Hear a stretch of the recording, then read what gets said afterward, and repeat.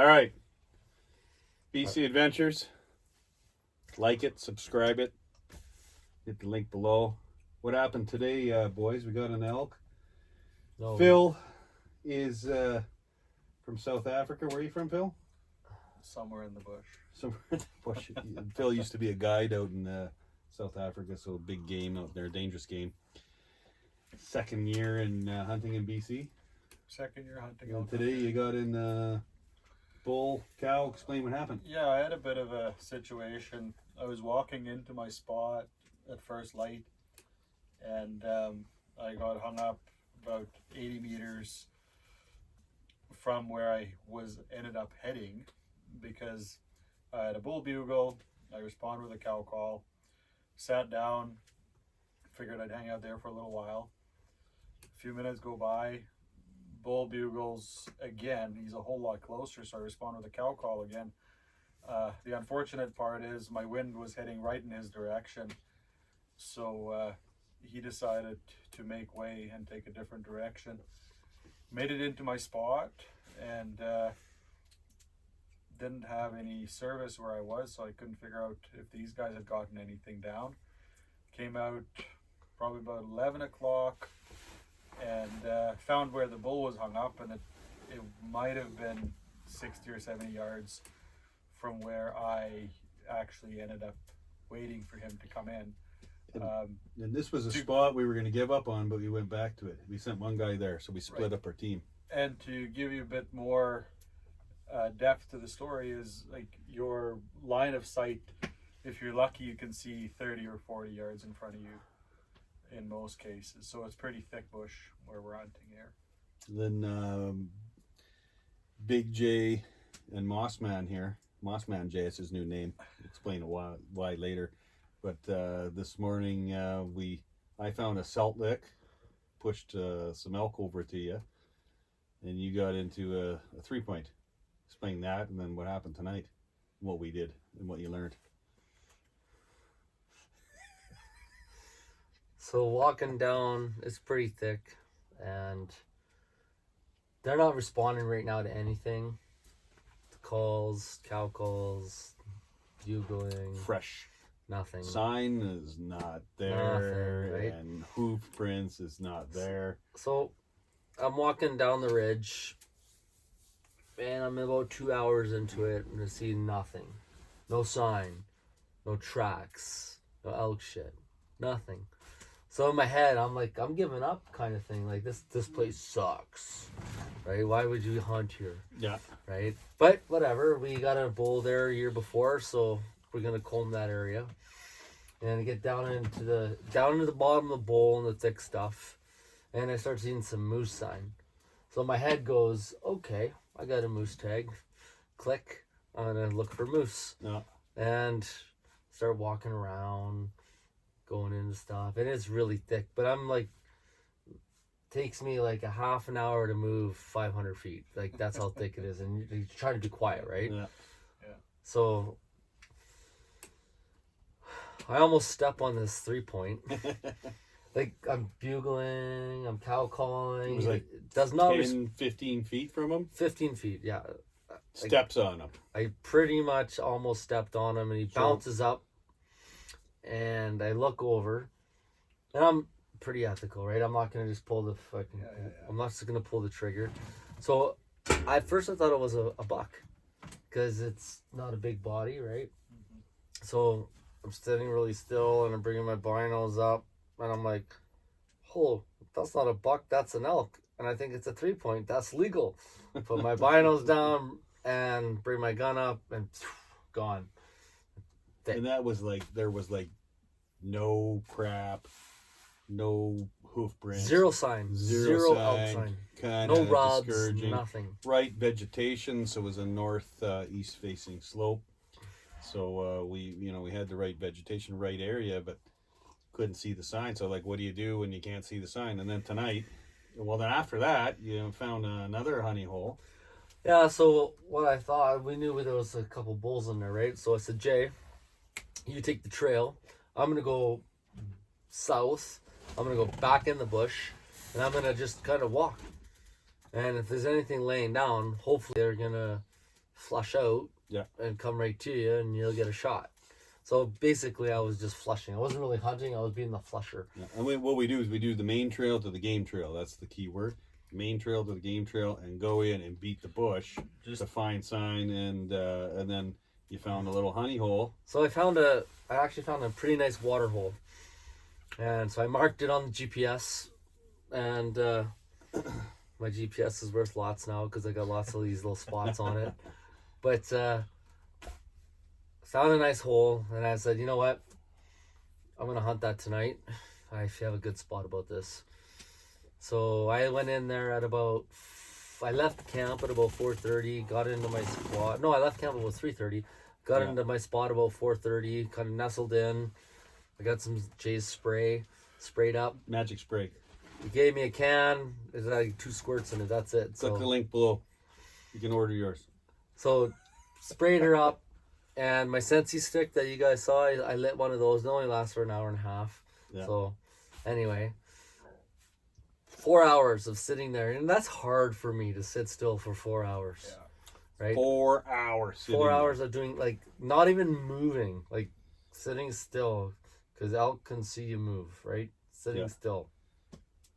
And then at about the 4.5 hour mark, I was starting to get bored. So I started bugling. My rule was I'm going to bugle every half an hour.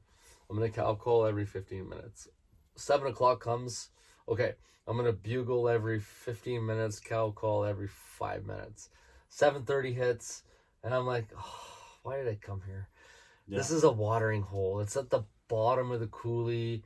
The elk are not going to be here. They're gone. Like, they're up top now. Like, Right. they're gone, right? So I never tried it before. So with my mouth read, I try an estrus call. Yeah. And holy response. I had the Mac Daddy crashing right to me. Yeah. I'm like, oh, this is gonna happen. This is gonna happen tonight. This is awesome. Yeah. And I get myself set up. The wind's perfect.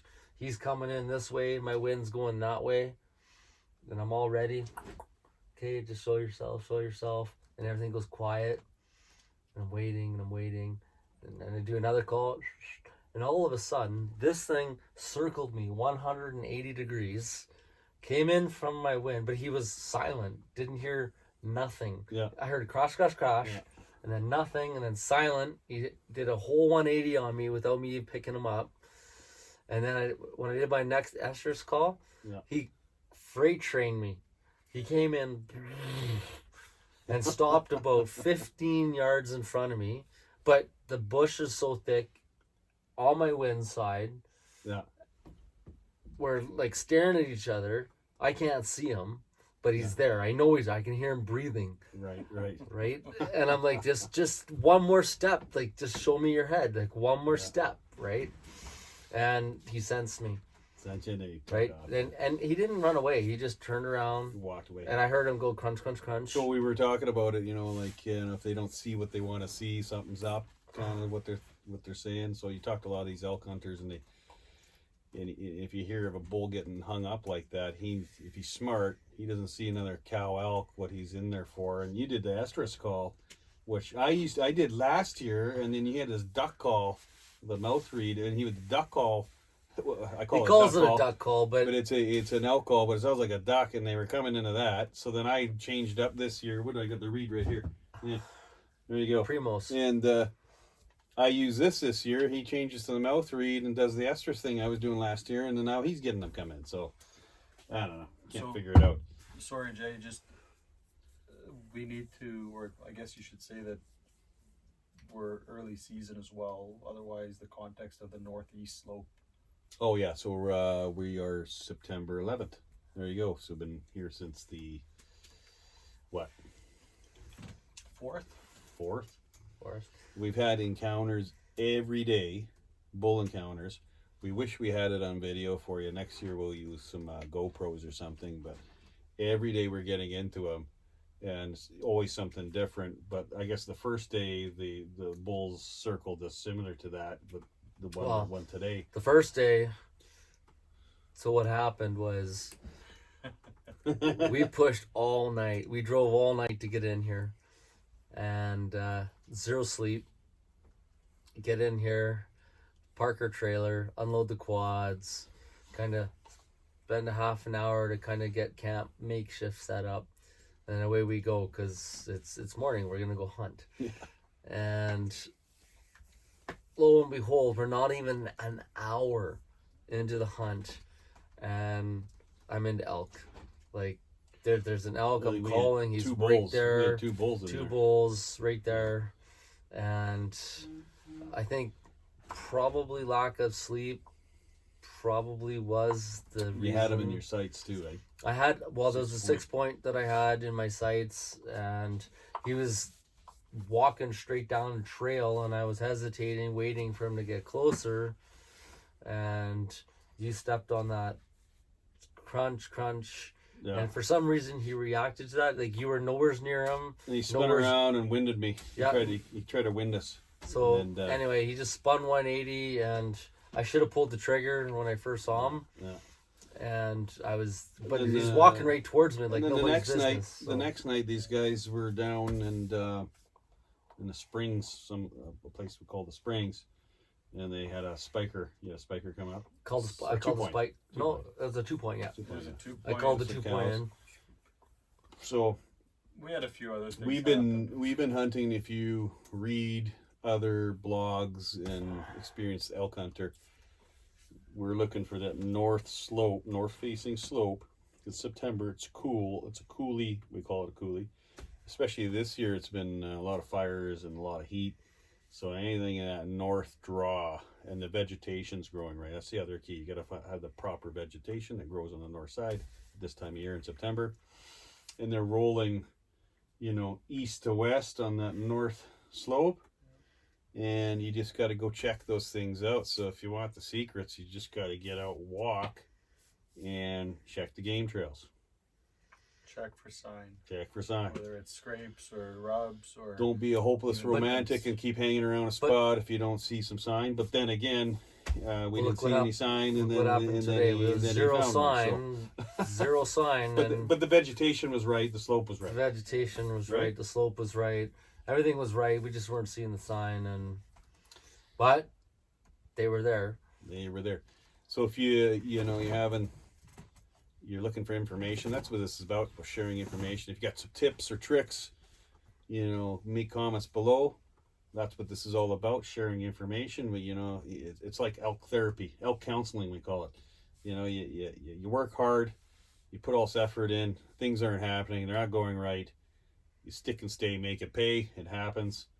And if you can add all these pieces together, and add items that we're saying and talking about that you can put in your toolbox, that's what it's about. Tricks of the trade, right? And every encounter you learn something. Like, we've been here. I've called in bulls every day. How many years have you been hunting here? I've been here a long time though. Like 20 years? I've been coming to the spot for 20 years, but not 20 years straight. I've been coming here probably. We took a little break and we tried some other places. But I've been here probably in 20 years, probably 11 times, like for 11 different trips. And you've got animals every time. No. No? We can talk about that. I went on a little bit of a dry spell. They say the average elk hunter gets elk 10%. every 6 years, 6 to 8 years. That's the case for me. This guy's a lot shorter. Some other friends I know, they're every year.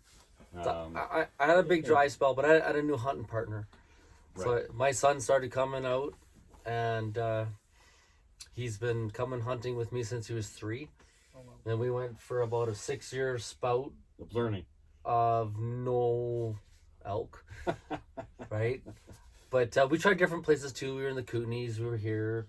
But the last 3 years, elk every year. And before he was hunting with me, I had an elk every year. But he's dialed in now. Yeah, we're hoping to really get some. Like last year, we could have had that on film. It's tough to get this on film for you guys. We're trying to show you, the habitat, what we're doing. Next year, we're going to put some GoPros here, and you can see the live action, but it's always tough when you're, I know everybody wants to see it, but that's really tough for us to do it because we're in the moment and you can't last You thing thinking betcha. about turning on the camera. So my son's 17. So if you want to back that up, 17 elk, 16 elk, 15 elk, and then 14, 13, 12, 11, 10. He was learning. Right. And you know what? We were here, we were doing it, but I was doing it at his pace. Yeah. Sometimes, and here's the story. Sometimes you got to get on your knees and you got to look at the world through the kid's eyes on your knees. Yeah. And that's how you got to teach. Because now, I can let him go. He is totally, he knows the area, he knows how to hunt, he knows how to call him in, he knows, and he's been successful for the last 3 years in a row, Yeah, we were part of that last year.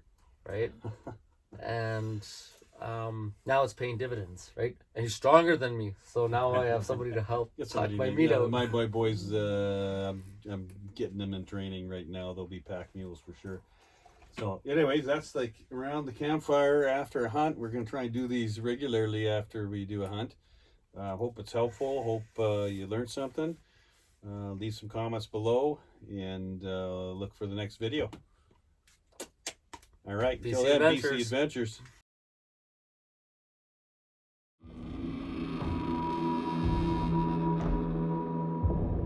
Mm-hmm.